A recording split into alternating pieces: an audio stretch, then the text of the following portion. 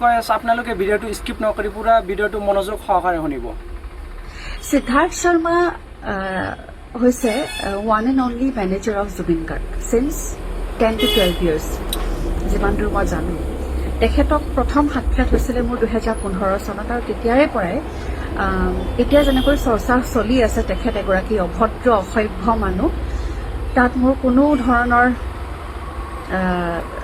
আচলতে ডিনায়েল নাই। তেখেত সঁচাকৈয়ে এজন অভদ্ৰ মানুহ, কোনো ধৰণৰ ব্যৱহাৰ তেওঁ নাজানে। আৰু সেই সময়ত যেতিয়া মোৰ সাক্ষাৎ হৈছিলে তেতিয়া মই একেবাৰে নতুন আছিলোঁ, সেইবাবে মই বহুত কথা সহ্য কৰিছিলোঁ, বহুত কথা মই তেনেকৈ থাকি গৈছিলোঁ, নিমাত হৈ থাকি গৈছিলোঁ। কিন্তু ইমান বছৰে এইকাৰণে কোৱা নাছিলোঁ কোনে। আৰু এতিয়া বহুতে প্ৰশ্ন কৰিছে যে সিদ্ধাৰ্থৰ কথা এতিয়া সকলোৱে কৈ আছে। মোৰ ওচৰত সেইটো উত্তৰ আছে। ইমান দিনে আমি আচলতে একো কোৱা নাছিলোঁ, কাৰণ তেনেকুৱা কোৱাৰ কোনো পৰিৱেশো নাছিলেতো। সিদ্ধাৰ্থে এনেকুৱা দেখুৱায় যে জুবিন গাৰ্গৰ ওপৰত অধিকাৰ কেৱল সিদ্ধাৰ্থ শৰ্মাৰ আছে। সেনেকুৱা মই বুলি নহয়, আমাৰ গোটেই ফেটাৰ্নিটি মানুহে ক'ব এই কথাটো যেন জুবিন গাৰ্গৰ ওপৰত কপিৰাইটটো কেৱল সিদ্ধাৰ্থ শৰ্মাৰ।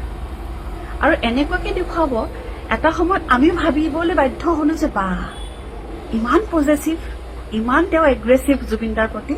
গতিকে নিশ্চয়কৈ তেওঁ সঁচাকৈ চাগে জুবিন দাক বহুত ভাল পায়, জুবিন দাক বহুত বেছি যত্ন লয়। আমি তেনেকৈ ভাবি পেলাই তাৰ সেই দুৰ্ব্যৱহাৰবিলাক বা যি মিছবিহেভ কৰে বা যি ধৰণৰ অভদ্ৰামী কৰে সেইবিলাক আমি আচলতে আওকাণ কৰিছিলোঁ। সেইবোৰ একমাত্ৰ জুবিন দাৰ খাতিৰত আওকাণ কৰিছিলোঁ, আৰু আজি পৰ্যন্ত কোনেও কোৱা নাছিলে। ছিংগাপুৰলৈ গ'ল অসুস্থ দেহাৰে জুবিন দা। আপোনালোকে যিমান পাৰে ভিডিঅ'টো শ্বেয়াৰ কৰি দিব আৰু পেজটো ফলো কৰি ৰাখিব। যদিহে ইউটিউবত চাই আছে তো চেনেলটো ছাবস্ক্ৰাইব কৰি ৰাখিব। জয় আই অসম, ধন্যবাদ।